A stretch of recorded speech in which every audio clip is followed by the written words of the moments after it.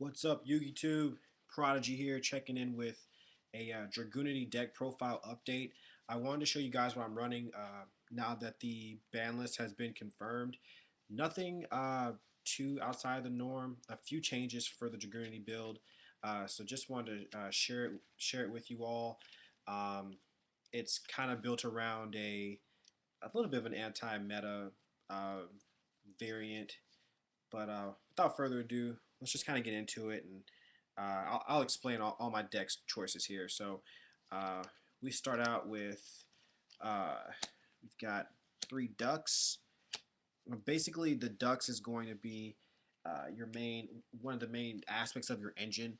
When it's normal summon, you grab a dragon tuner from your grave, and it gains 200 for every Draugnity card on the field, including itself. So, but you really want to use this in combo with your phalanx, which I'll show you guys later on. But definitely gotta have 3 ducks. So we've got ducks. I'm only going with 2 Legionnaire. Since MST is at 3 and it's more of an instant card than the Legionnaire and Achilles combo.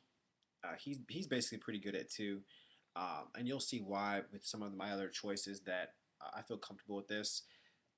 Basically, where I was going with this deck, I want to make it so that it's not so reliant on the field card. Now, don't get me wrong. The field card is definitely what makes the deck function.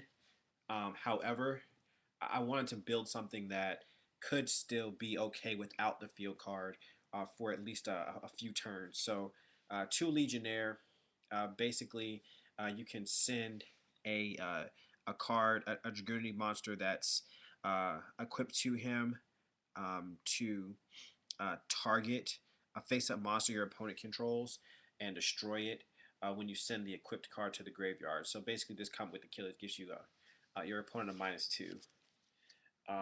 And the last of the winged beasts is going to be Zephyros the Elite.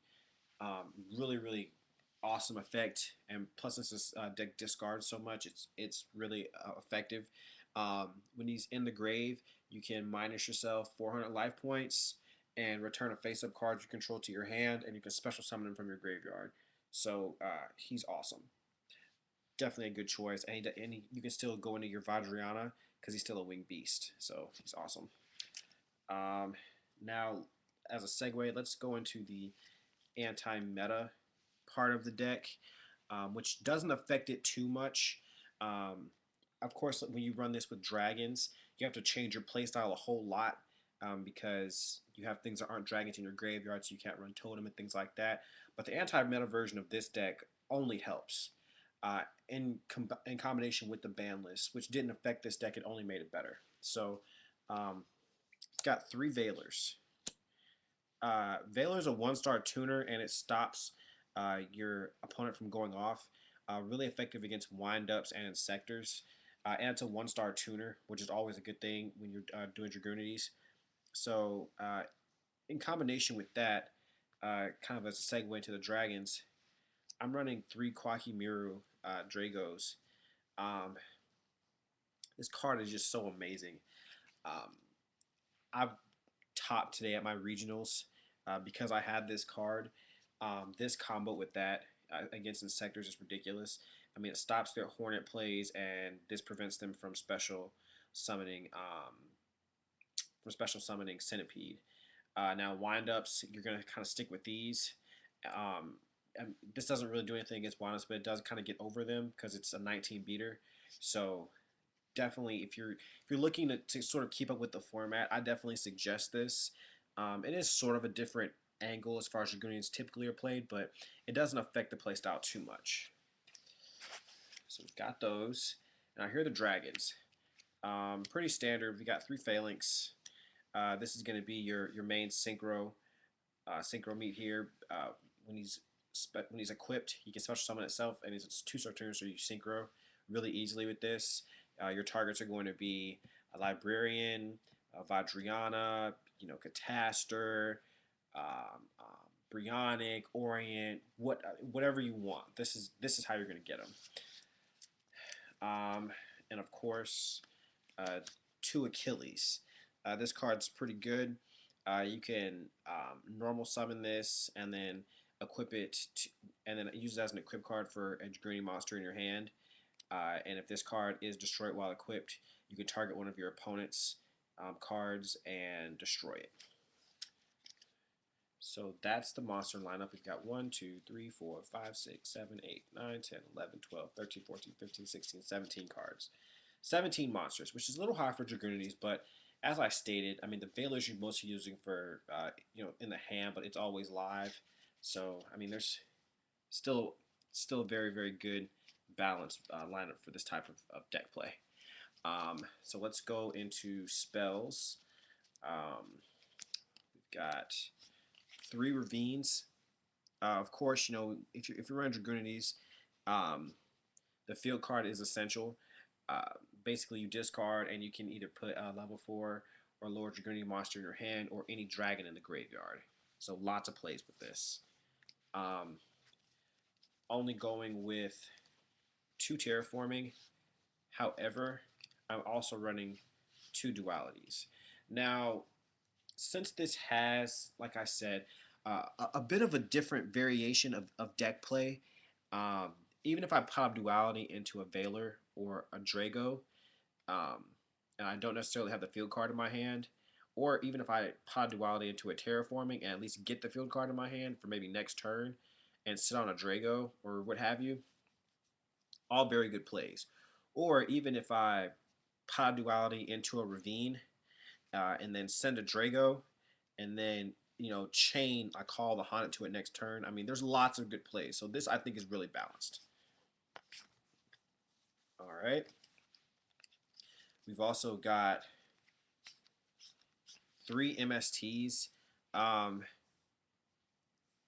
People are ready for the heavy storm play, but there's not too much they can do to stop the MST. And normally people are only setting 1 or 2 because heavy's back, and this is at 3. So having the 3. And as opposed to the 3 Legionnaire and the 2 Achilles typical build, this just gives you more live plays, which is necessary in this format. And then we've got Book, pretty standard. This is really, really good against Insectors. It buys you a turn or 2 and stops them from going off as much. We've got Dark Hole, similar situation, very broke card.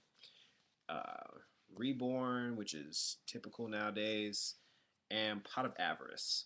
Running Draugnities, you get through the deck pretty quickly, and if you have all your resources in grave, this can kind of help you get a reset as well as a +2. So putting those Vadrianas back, putting these ducks back, pretty much anything in the grave that you want to be able to have access to again, Pot of Avarice is going to help you get it. It's a shame it's only at 1. I definitely run 2 or 3 of those. Okay, so traps. So let's start out with sort of the new format stuff. I maxed out Torrential Tribute as well as Call the Haunted. Having 3 calls is amazing in Draugnities. The chainability of it is just crazy. Especially if you're playing like an agent deck and you've got Koa'ki Meriu engrave and you call the Haunted and you get the Koa'ki back. I mean, that's awesome. Or even if you Torrential Tribute and then call the Haunted for some of their plays. I mean, the combination of these cards in the Draugnity deck is amazing. You can call the Haunted your Stardust, which you'll have plenty of engrave. You can call the Haunted your Librarian, and as they're synchro summoning or what have you, get your +1s, your +2s, what have you. So definitely an awesome card. I definitely suggest all Draugnity players to run 3 of these and at least 1 Torrential. Now 2 may be a little aggressive, but I like 2.